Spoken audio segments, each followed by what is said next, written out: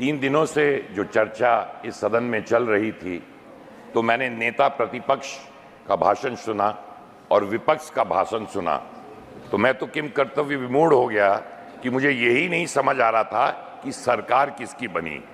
ऐसे भाषण वहां से आए कि लग रहा था कि भारतीय जनता पार्टी और एनडीए की सरकार नहीं, परंतु इंडी अलायंस की सरकार बनी। और जिस तरह का इनका उद्बोधन रहा, प्लीज सीट पर बैठ कर ना बोले, सीट पर बैठ साफ कर ना तौर से बोले। कहना चाहता हूं सभा महोदय, उपसभापति महोदय, ये जो सदमे में है रिजल्ट के बाद से, मैं समझता हूं देश का भविष्य और अच्छा होगा कि उस सदमे से निकले और साफ तौर से उनको पता चलना चाहिए। मैं समझ सकता हूं कि सदमे में क्यों है।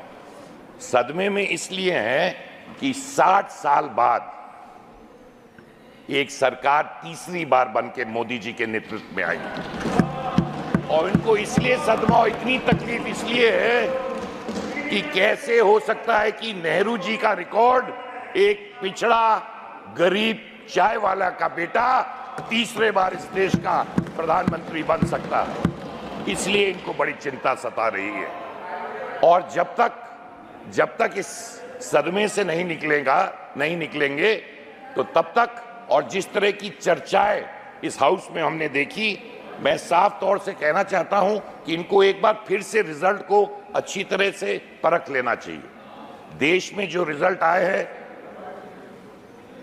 99 सीट कांग्रेस पार्टी ने जीती, 99 सीटें, जो 18% सिर्फ होता है।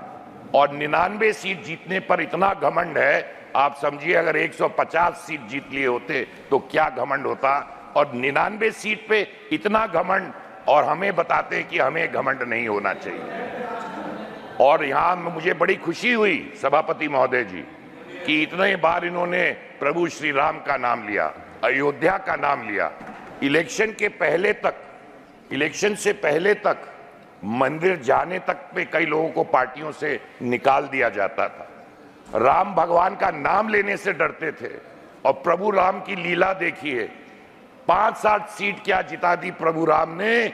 सुबह से लेके शाम तक प्रभु राम और अयोध्या का नाम ले रहे हैं। ये लीला है प्रभु श्री राम की। मैंने साफ तौर से कहा, अभी इलेक्शन की चर्चा हो रही थी, इलेक्शन में सिर्फ लोकसभा की जीत नहीं हुई है। उड़ीसा में इनको नंबर्स देखने चाहिए, इनको आंध्र प्रदेश में देखना चाहिए, इनको अरुणाचल प्रदेश में देखना चाहिए, इनको सिक्किम में देखना चाहिए कि कितनी बड़ी हार हुई। साफ तौर से मैं ये कहना चाहता हूं कि गांधी जी ने 3 बंदरों के बारे में जिक्र किया था, अच्छा ना बुरा ना देखो, ना सुनो और ना बोलो। परंतु इन्होंने ये मना नहीं किया था कि अच्छी चीजें न देखो, अच्छी चीजों के बारे में न बोलो और अच्छी बातों के बारे में न सुनो। तीसरे बार अगर दिक्कत यह है, जो तीसरे बार मोदी जी के नेतृत्व में सरकार बनी है, संकट इनको यह है कि कैसे बनी है, कैसे बन गई। तो साफ तौर से जो भारतीय जनता पार्टी कहती है, एनडीए कहता है, वो करके दिखाता है। गरीबों का सिर्फ हमने नारे नहीं दिए हैं, गरीबी हटाओ, आज गरीब को हमने सहारा दिया है। इस सरकार ने गरीब को सहारा दिया है और साफ तौर से राष्ट्रपति जी ने इसमें अपने उद्बोधन में इसका जिक्र भी किया था। ये हमेशा हमने देखा, तमाम हमारे विपक्ष के नेताओं ने साफ तौर से कहा कि ये सरकार अमीरों के लिए है। अरे साफ तौर से 5 करोड़ आवास अगर आज गरीबों को मिलते हैं, आपको भी सहारा मिल गया। सर अब ऐसी बात है, मैं कांग्रेस पार्टी अगर टिप्पणी करना चाहती है तो मैं इस पे कुछ कहना नहीं चाहता हूं, पर इतना साफ कहना चाहता हूं, उधर भी जब था तो लीडर ही था, बूट लेकर नहीं था। इधर भी हूं तो लीडर हूं, बूट लेकर नहीं हूं।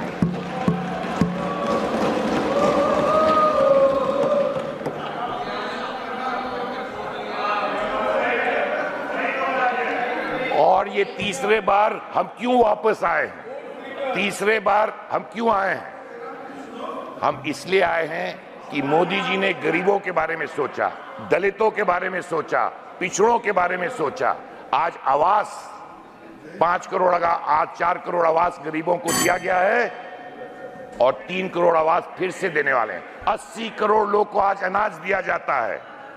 मेरा समय समाप्त हो गया है, पर मैं इसी में समाप्त करना चाहता हूं। संविधान की बात आज हो रही है। मुझे बड़ी खुशी है कि 75 साल बाद विपक्ष को अमृतकाल में कम से कम कॉन्स्टिट्यूशन को दिखाने की तो ताकत आई, क्योंकि उसको आज तक उन्होंने फॉलो नहीं किया है और नेता पक्ष ने बहुत साफ तरीके से उसका जवाब दिया था।